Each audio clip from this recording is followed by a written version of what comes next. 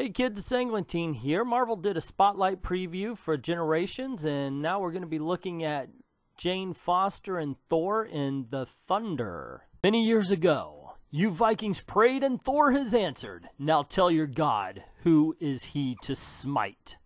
And with a gah, he's knocked off of his goat.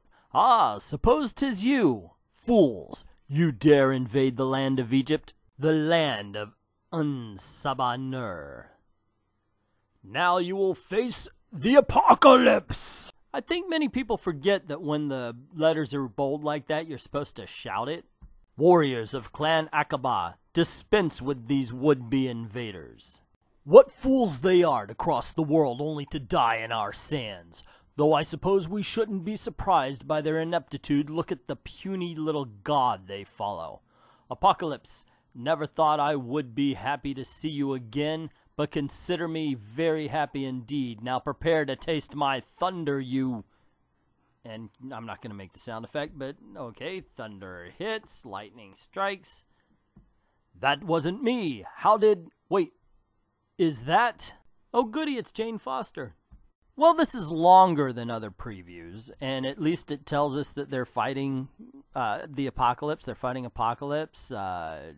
Not much else, but it's a lot more story than we've gotten from some. It's not thrilling or exciting. It's just kind of there. At least that's my opinion so far.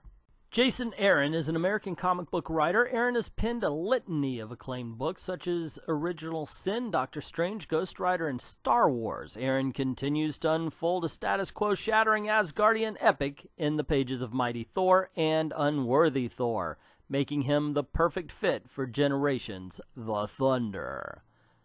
Mahmud Asrar is a Turkish comic book artist. He built an association with Marvel's Mutants on Wolverine and the X-Men and All New X-Men, and did the same with Earth the Mightiest Heroes on All New, All Different Avengers. Recently, he kicked off the epic Weapons of Mutant Destruction storyline along with writer Greg Pak. How did you wrap your head around the scope of your project, given that it's interconnected with the future of the Marvel Universe? Well, I've been charting the future of Thor for a while now, and this is the next big chapter of that story where two very different versions of the character meet for the first time in an adventure that will change them both in important ways. If you've watched more than one of these, have you noticed that everybody's basically given the same answer?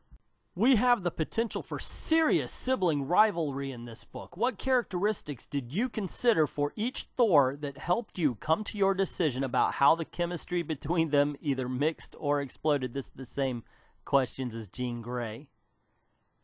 These are two Thors with very different worldviews, so no, they don't initially see eye to eye, but ultimately they both want the same thing. They both fight to be worthy and to protect the people of Midgard.